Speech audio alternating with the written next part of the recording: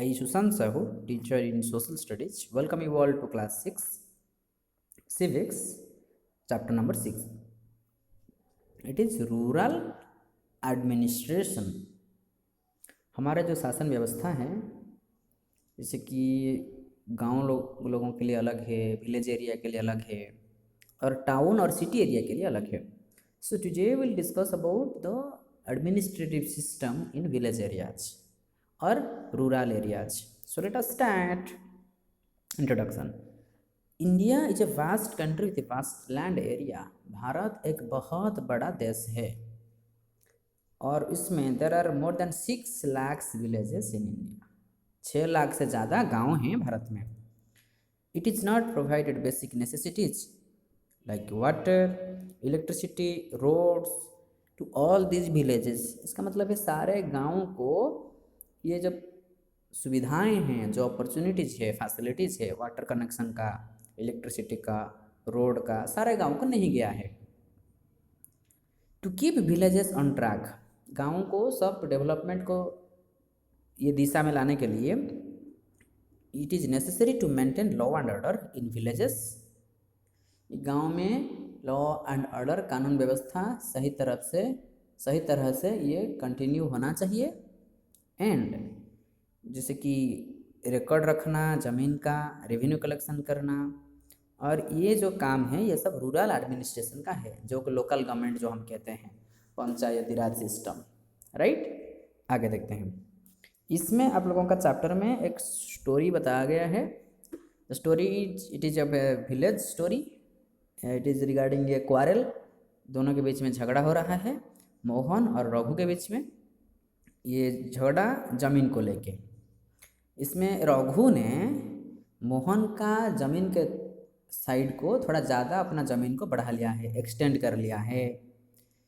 मोहन जब बोला तो मोहन को बहुत सारे पिटाई हुआ रघु के तरफ से. रघु और उनके साथियों जो सब थे, सपोर्टर्स, सारे मिलके मोहन को पिटाई किए. फिर मोहन ने क्या किया, मोहन सोचा कि पुलिस स्टेशन जाएगा, क्योंकि हम जब भी हमारा कुछ प्रॉब्लम होता है, हमारे कुछ सामान चोरी हो जाता है, हमको कोई बोलता है, ख़राब चीज़ बोलता है, कोई झगड़ा करता है, तो हम लोग पुलिस स्टेशन ही जाते हैं, क्योंकि the police they are the protector of the public. Right, अभी देखते हैं. Mohan is in police station. Mohan police station को आया है क्या करने के लिए? FIR देने के लिए. FIR. F for fast, I for information, R for report. Fast information report देने के लिए आया है.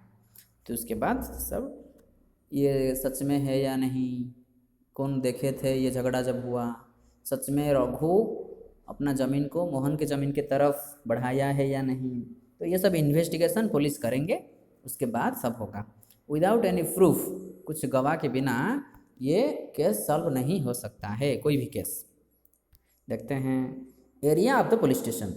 सारे पुलिस स्टेशन जो होता है इसका कुछ स्पेशल एरिया होता है, और इसी एरिया का कंट्रोल उन पुलिस स्टेशन के वो रिस्पॉन्सिबल होते हैं. All persons in that area can report cases. उसी एरिया में, उसी जगह में जो सारे लोग रहे हैं, सारे अपना केसेस जो है रिपोर्ट कर सकते हैं. Inform the police. पुलिस को इन्फॉर्मेशन दे सकते हैं. क्या क्या चीज़ का? अगर चोरी हुआ, थेफ्ट, एक्सीडेंट हुआ, इंजरी हुआ, कोई झगड़ा हुआ, फाइटिंग हुआ, तो ये सारे बारे में पुलिस स्टेशन को कंप्लेन कर सकते हैं. तो ये it is the responsibility of the police. Police का ये कर्तव्य है that station to inquire. Station को जो एरिया है, उस एरिया में जो सब प्रॉब्लम है उसको इंक्वायरी किया जाए, इन्वेस्टिगेट किया जाए, और इन्वेस्टिगेशन होने के बाद, पूछताछ होने के बाद एक्शन लिया जाता है on that cases with in its area. तो ये सब प्रोसेस, ये सब काम, ये फंक्शन पुलिस स्टेशन का होता है. नेक्स्ट, डिस्प्यूट जब होता है, in case of a dispute, अगर कुछ ज़्यादा प्रॉब्लम हुआ, in an area people go to police station. A particular police station works for a particular area. All people living in that area are to report any. जो हम बात किए कि जो भी कोई प्रॉब्लम होगा, उसी एरिया का लोग जाके वो पुलिस स्टेशन में रिपोर्ट करेंगे. उनका जो भी कुछ क्राइम हुआ, कुछ एक्सीडेंट हुआ, इंजरी हुआ, कुछ चोरी हुआ, वो नज़दीक पुलिस स्टेशन जो है उसमें जाके कंप्लेन करेंगे। और जो डिस्प्यूट ये जो हुआ, जो कुछ प्रॉब्लम हुआ, एक रिपोर्ट फाइल करेंगे, इसको हम बताए हैं फास्ट इन्फॉर्मेशन रिपोर्ट या FIR शॉर्ट फॉर्म उसका। चलो डिस्कशन करते हैं। If there is a theft in your house, अगर आपके घर से कोई चोरी हुआ है, which police station would you go to register your complaint, आप कौन सा पुलिस स्टेशन को जाओगे कंप्लेन करने के लिए। डेफिनेटली आपका एरिया जिस पुलिस स्टेशन के अंडर आता होगा उसी पुलिस स्टेशन का आप जाओगे कंप्लेन करने के लिए। Next, what was the dispute between Mohan and Raghu, Raghu और मोहन के बीच में क्या झगड़ा हुआ था। This was the dispute of land, जमीन का dispute. Next number, why was Mohan worried about picking A quarrel with Raghu, Mohan क्यों दुखी था रघु के साथ झगड़ा करने के लिए, क्योंकि मोहन पुअर था, मोहन के साथ कोई लोग नहीं थे, वो अकेला था और उसका ज़मीन को भी वो कब्जा कर लिया था रघु ने, तो इसलिए वो दुखी था। Number 4, some people said Mohan should report the matter to the police and others said he should not, what were the arguments they gave, कोई कोई बोल रहे थे कि मोहन पुलिस को बोलना चाहिए, कोई कोई बोल रहे थे कि पुलिस को बोलने से क्या होगा। तो इसमें आर्गुमेंट ऐसा है, ये जो बातचीत ऐसा है, अगर मोहन पुलिस स्टेशन में जाके कंप्लेन करेगा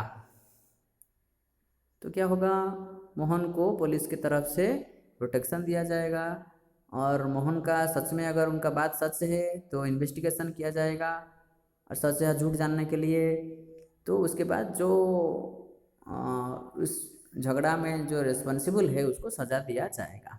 this is the process. Now the work of at the police station, police station का वर्क काम क्या है। पहला काम है जो कंप्लेन है उसको सुनना, public complain, to listen the complain given by the public, public जो कंप्लेन दे रहे हैं उसको सुनना। To receive the fast information report, FIR को रिसीव करना। To investigate the case, case को जो केस है इसको इन्वेस्टिगेट करना, थोड़ा पूछताछ करना, जानकारी लेना। Next, to catch the thief, चोर को पकड़ना, ठीक। To find out the guilty with evidence, जो कि गिल्टी है, जो कि रेस्पॉन्सिबल है कुछ क्राइम के लिए, कुछ गलत काम के लिए, इसको पकड़ना है एविडेंस के साथ। ये होता है पुलिस स्टेशन का काम। Next, maintenance of land record, ये और एक ऑफिस के बारे में है। ये ऑफिस ऐसा है जो कि RI होते हैं, रेवेन्यू इंस्पेक्टर। द विलेज पटवारी, उस समय में ये बोला जाता था विलेज पटवारी, जो कि जमींदार समय में होता था। विलेज पटवारी क्या करता है, keeps A record of land areas kept by people, लोगों के पास जो ज़मीन होता है, कौन सा ज़मीन कितने एरिया है, किसका नाम में है, ये सब रिकॉर्ड रखते हैं patwari, village patwari. A patwari deals with measuring land, land को मेजर किया जाता है।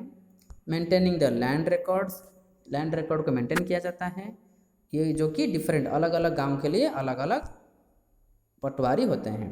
The village Patwari is also responsible for the collection of land revenue from the village, जो विलेज पटवारी होते हैं वो भी उनका रेस्पॉन्सिबिलिटी है कि उसी गाँव का जो टैक्सेस है, जो रेवेन्यू है, ये सब कलेक्शन करना।